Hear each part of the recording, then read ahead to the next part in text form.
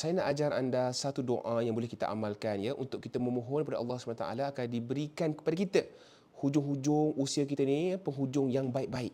Doa ini berdasarkan hadis yang diriwayatkan oleh Anas ibn Malik radhiyallahu anhu di mana katanya baginda sallallahu alaihi wasallam menyebut ketika selesai daripada solat, baginda baca doa ini. Allahumma ja'al khaira umri akhirah wa khaira amali khawatimah waj'al khaira ayyami yauma alqaq.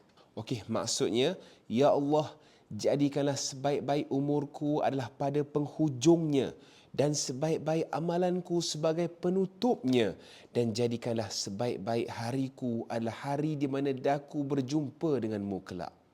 Allah, begitu cantik ya maksudnya.